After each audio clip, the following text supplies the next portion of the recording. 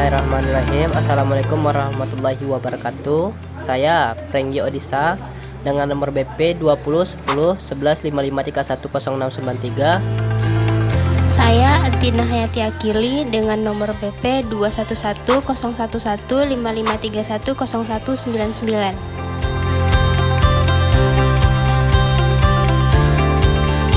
Saya Yuni Margaret dengan BP 21 10 11 55 310246. Di sini saya sebagai ketua kelompok 5. Kami akan melakukan kunjungan ke toko pasar Mas Tekstil dalam rangka memenuhi tugas manajemen perubahan dengan dosen pengampu Bapak Dr. Robi Dharma SEMM.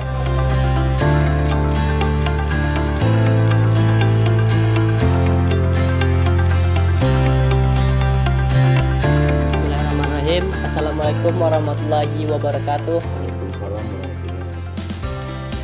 Perkenalkan, nama saya Prenggi Odisa dengan nomor BP 20 10 11 55 310693. Kami dari mahasiswa UPI ingin mewawancarai di toko pasar Mas Tekstil dengan Bapak siapa?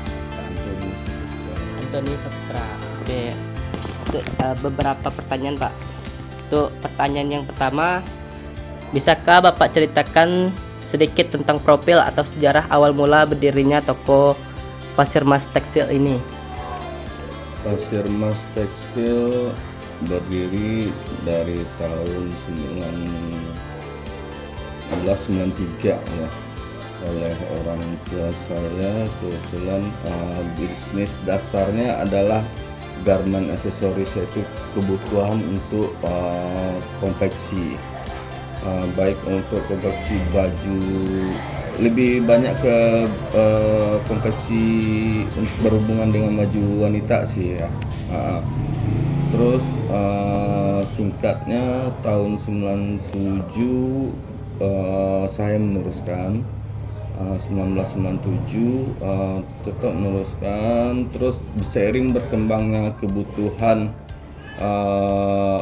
jahit, alat-alat jahit dan pengadaan, saya mulai menambah varian-varian barang itu sampai kebutuhan jahit, kebutuhan untuk gorden. Adakah pemberian reward kepada karyawan Bapak jika mereka memiliki kinerja yang cukup baik atau melebihi kinerja yang diharapkan toko ini? Kinerja kan berhubungan dengan kinerja tuh ujungnya kan penjualannya. Ya, Pak. Jadi kami lihat dari persentase penjualan. Kalau bagus, kami biasanya berikan bonus penjualan, istilah di sini. Kalau bahasa umum kan rewardnya. Ya, Pak. Itu aja. Apa saja syarat-syarat yang Bapak tetapkan dalam penilaian kinerja karyawan, Pak? Untuk penilaian kinerja karyawan itu satunya pasti disiplin. Disiplin terhadap waktu, disiplin terhadap tugas. Jadi tiap karyawan ini punya fungsi dan masing-masing ya.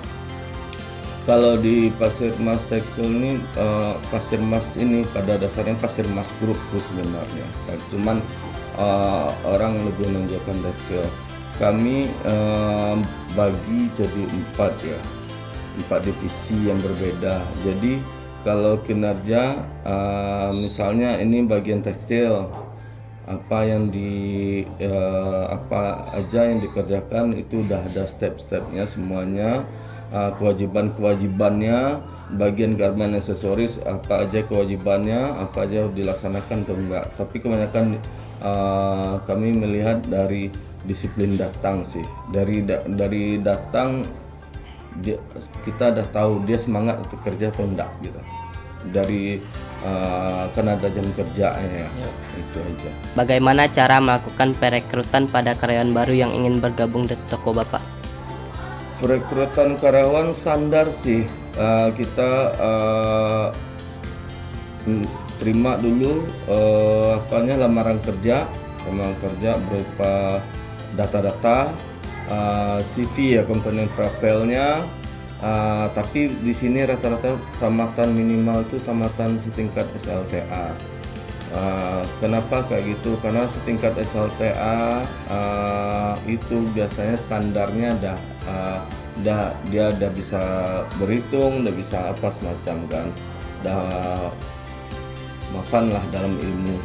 Jadi apapun ilmu yang dipelajari di sekolah kan nggak jauh beda dari sini, baik sisi komunikasinya maupun yang lain-lain itu sih.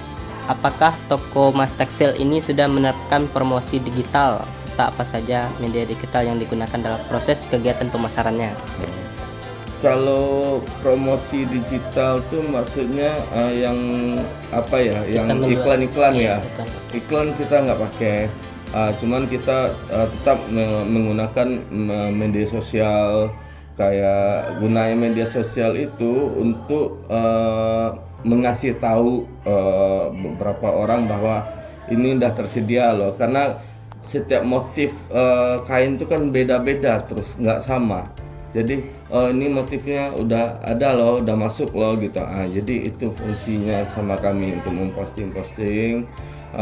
Terus kalau penjualan rata-rata masih offline ya. Kenapa offline? Karena untuk ukuran spray itu berbeda-beda. Jadi kebanyakan custom gitu. Selanjutnya Pak, faktor-faktor apa saja yang dapat mempengaruhi pemasaran toko Pasar Mas Tekstil ini? Ekonomi secara makro dan mikro. Ada faktor pendapatan penduduk pas macam ya. Itu ya kira-kira. Ya Pak. Kalau mempengaruhi pemasaran itu rata-rata kalau di sini kebanyakan, kalau di Sumbar pada umumnya itu kan ada bulan-bulan tertentu yang musim acaranya tuh maksudnya pernikahan apa semacam. Itu biasanya habis puasa apa semacam itu lebih meningkat. Kalau di bulan puasa sendiri agak nahan dikit karena orang banyak kebutuhan lain yang lebih diperlukan. Jadi hal-hal yang pengaruh pemasaran itu pertama sekali itu ya faktor banyak cara pernikahan itu kan banyak butuh spray. Ya. Terus yang lain ketersediaan barang. Barang kan sebagian ada yang impor, ada yang lokal. Ketersediaan bahan baku itu sangat mempengaruhi. Kalau kita nggak ada update motif-motif baru, otomatis agak turun dikit. Pak, yang terakhir nih Pak, pada saat ini adakah permasalahan yang sering muncul di toko Bapak terkait sistem keuangannya Pak? Itu tadi saya masih stop, masih manual. Masih manual dan itu sangat melelahkan sekali.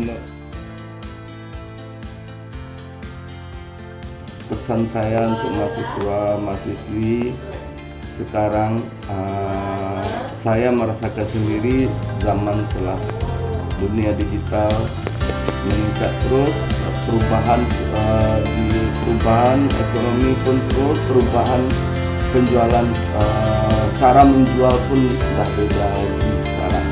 Jadi kalian combine offline, online sangat dibutuhkan sekali.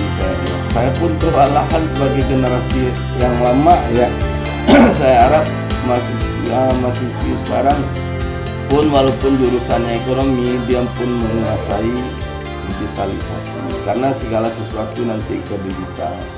Jadi perkaya ilmu, perkaya wawasan. Kalau yang mana niat bekerja, yang mana niat nanti wirausaha, udah pelajari apa bakat kalian, apa hobi kalian, apa bakat kalian yang tahu semua. Jadi kalian ke depannya tergantung kalian sekarang.